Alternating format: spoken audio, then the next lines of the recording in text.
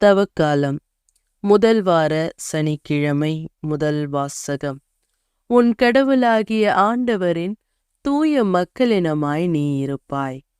இணைச்சட்ட நூலிலிருந்து வாசகம். அதிகாரம் 26, இறைவார்த்தைகள் 16-19 முடிய. மோசே மக்களை நோக்கி கூறியது: இந்த முறைமைகளையும் நியமங்களையும் நீ நிறைவேற்றுமாறு உன் கடவுளாகிய ஆண்டவர் என்று உனக்கு கட்டளையிட்டுள்ளார். உன் முழு இதயத்தோடும் முழு உள்ளத்தோடும் அவற்றை நிறைவேற்றுவதில் கருத்தாயிரு. ஆண்டவரை உன் கடவுளாய் ஏற்பதாகவும் உனக்கு கடவுளாக இருப்பார் என்றும் அவருடைய வழிகளில் நடப்பதாகவும் அவருடைய நியமங்களையும் கட்டளைகளையும் முறைமைகளையும் கடைபிடிப்பதாகவும் அவர் குரலுக்கு செவி கொடுப்பதாகவும் இன்று நீ அவருக்கு வாக்கு அளித்துள்ளாய்.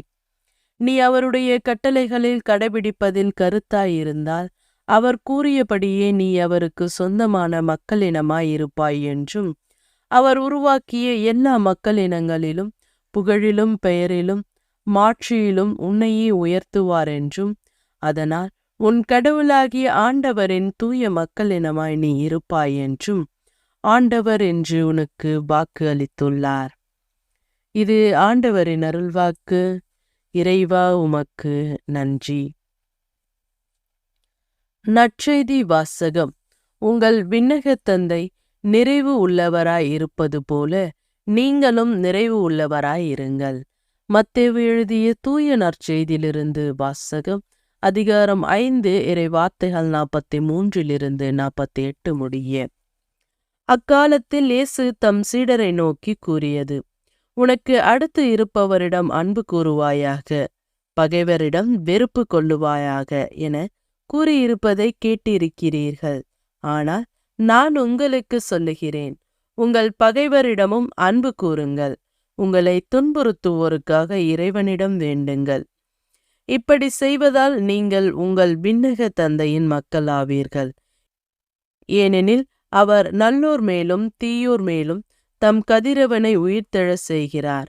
நேர்மையுள்ளோர் மேலும் நேர்மையற்றோர் மேலும் மழை பொய்ய செய்கிறார். உங்களிடத்தில் அன்பு செலுத்துவோரிடமே நீங்கள் அன்பு செலுத்துவீர்களானால் உங்களுக்கு என்ன கைமாறு கிடைக்கும்? வரி தண்டுவோரும் இவ்வாறு செய்வதில்லையா? நீங்கள் உங்கள் சகோதர சகோதரிகளுக்கு மட்டும் வாழ்த்து கூறுவீர்களானால் நீங்கள் மற்றவருக்கு மேலாக செய்துவிடுவது என்ன? பிற இனத்தவரும் இவ்வாறு செய்வதில்லையா? ஆதலால் உங்கள் விண்ணக தந்தை நிறைவு உள்ளவராயிருப்பது போல நீங்களும் நிறைவு உள்ளவராயிருங்கள். இது வாழ்வு தரும் கிறிஸ்துவின் நற்செய்தி. கிறிஸ்துவே உமக்கு புகழ்.